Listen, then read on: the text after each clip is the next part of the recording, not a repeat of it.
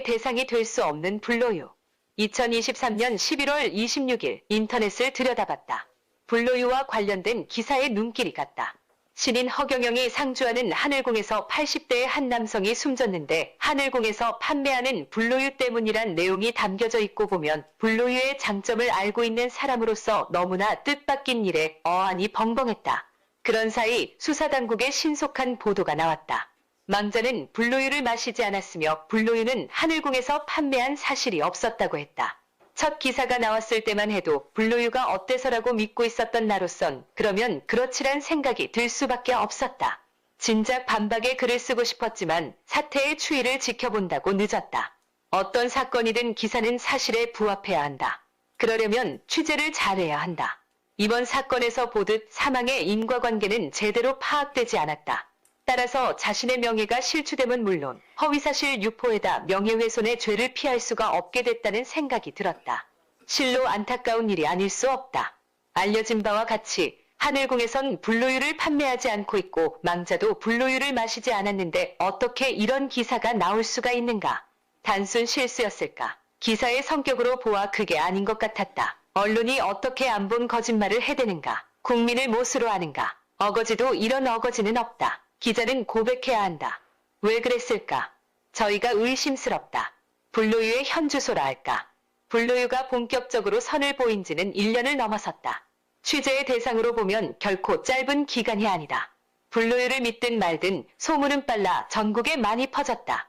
말은 하지 않아도 체험한 사람이 이외로 많다. 불로유가 사람이나 동물에게 좋다는 말은 벌써부터 나왔다. 그렇다면 언론이 모를 리 있겠는가? 불로유의 실상이 이러함에도 언론이 나서지 않다니 말이 안 된다. 불로유가 무슨 문제가 있다고 사건의 탓을 불로유에 돌렸을까? 보나마나 신인 허경영이 그 중심에 있었기 때문이 아니겠는가? 불로유의 장본인이 다른 사람 같았으면 치켜세우고 크게 언론의 주목을 받게 했을 것이다. 언론에게 묻는다. 다른 사람은 되고 허경영은 왜 안 되는가? 그가 정치나 사회에 무슨 해악을 끼쳤는가? 허경영을 제대로 알면 이런 글이 나올 수가 없다. 그런데도 이런 글이 버젓이 나왔다. 무엇을 말해주는 걸까? 이번 기사에서 보듯 이런 터무니없는 기사가 나온다는 게 우릴 화나게 한다. 아무리 생각해도 허경영을 궁지에 몰려는 수작으로밖에 보이지 않는다. 그렇지 않은가? 이러고서야 누가 언론을 믿겠는가? 요즘 세태를 가늠해본다. 가짜뉴스가 판을 치고 가짜의 말과 글이 서로 경쟁이라도 하듯 끝이 없을 정도이다. 사건이 발생하면 반드시 확인이 필요하다. 추측성의 말과 글이 세상을 어지럽힌다. 칼보다 무서운 게 말과 글이다. 믿는 구석이 있기 때문일까?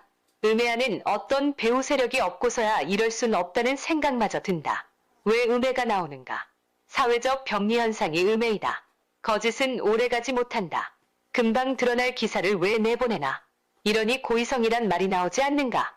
지난날 허경영이 부시와 트럼프를 만난 게 사실임에도 허위 보도를 한 방송사는 사과를 하지 않았다.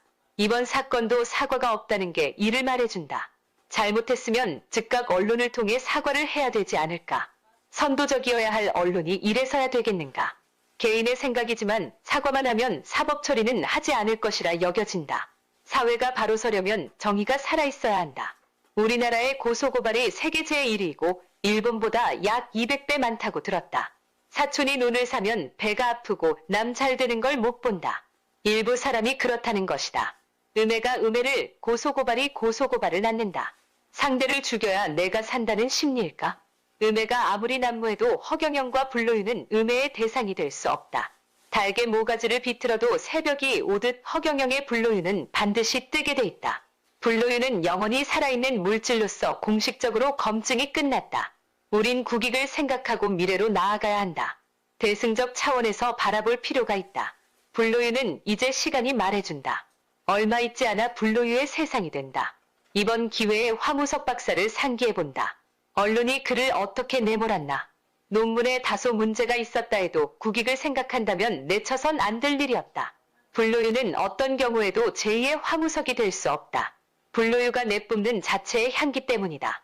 불로유가 아침 해처럼 솟아올랐다. 사방에 비추며 희망의 메시지를 전해주고 있다.